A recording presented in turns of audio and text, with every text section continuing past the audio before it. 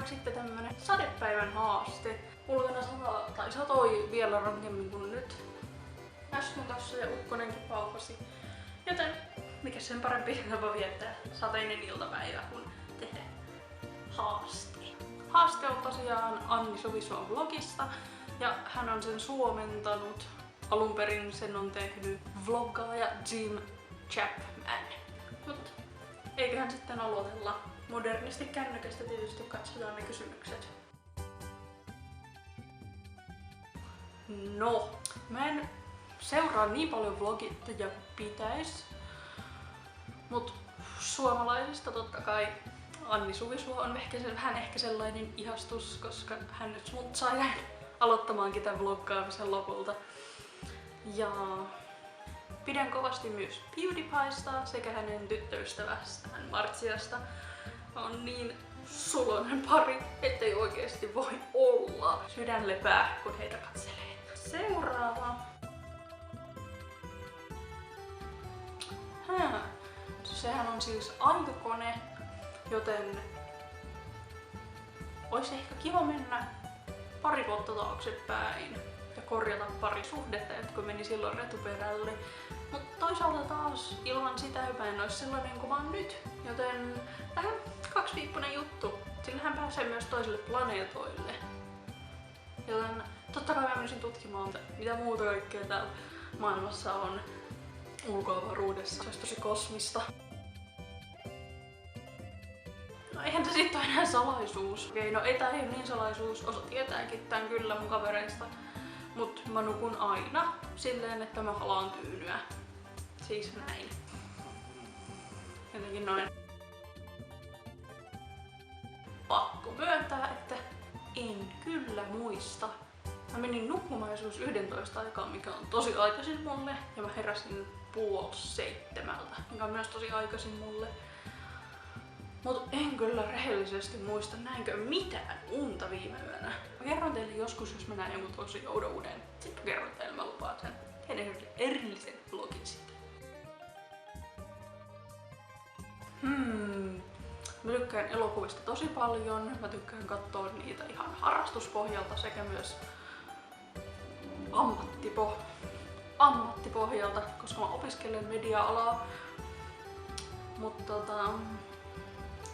siis sen takia on tosi vaikea valita, kuka haluaisin olla. Mut en nyt osaa sanoa yhtä hahmoa, ketä haluaisin olla. Mut näin yleisesti mä haluaisin olla joku Studio Ghiblin elokuvien sankaritar. Koska onko hienompia naishahmoja kuin Studio Ghiblin elokuvissa? Semmosia sulosia ja silti tosi rohkeita ja rakastan Studio Ghiblia, ei se ole salaisuus, ei lainkaan.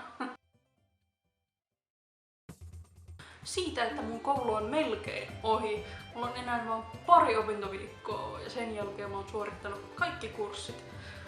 Ja sen jälkeen mä olen vihdoinkin ammattilainen. Se on niinku tosi semmoinen juttu, koska mä oon opiskellut toisen asteen kouluissa 16-vuotiaasta asti. Siitä asti kun pääsin ysiluokalta. Enkä mä oon valmistunut vieläkään miksikään, koska mä en oo löytänyt sitä omaa paikkaani. Niin nyt vihdoin tästä media-alasta on tullut semmonen, että jes, tätä mä haluan oikeesti tehdä. Ja tästä mä haluan tehdä itselleni ammatin. Niin mä oon tosi innoissani siitä. Takoisin ihmisten päähän järkeä, koska ihmiset on niin typerä laji. Joskus harrastan misantropiaa eli ihmisvihaa, koska en vaan voi ymmärtää, miten ihmiset voi tehdä jotain niin tyhmiä juttuja, mitä ne nyt tekee. On ihmisissä paljon hyvääkin, älkää ottako itseenne, en kaikkia vihaa. Ai typeriä. Älä oo typerä, niin mä en vihaa sua. Mulla toi niin paljon aina päässä, mutta we are the crystal gems, we always save the day. And if you think we can't, we'll always find a way. That's why the people of this world believe in garnet, amethyst, and pearl and Steven. Joo, mä oon kattellut Steven's universea taas läpi tossa, niin se tunnari vaan jää päähän ja mä tykkään siitä tosi paljon. Kannattaa katsoa, se on tosi hauska piirretty.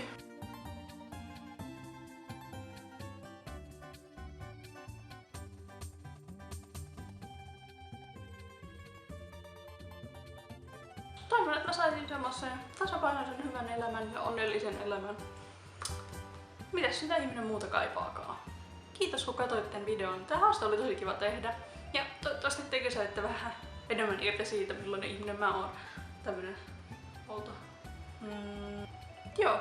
Mä palaan taas pian uuden vlogin kanssa ja toivottavasti me nähdään silloin myös. Moikka!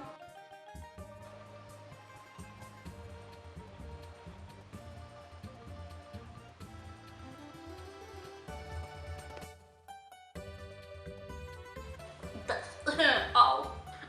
Otin kuvan, kun mä tikäisin itseäni. Saako minulle se pöhänä nästyyn?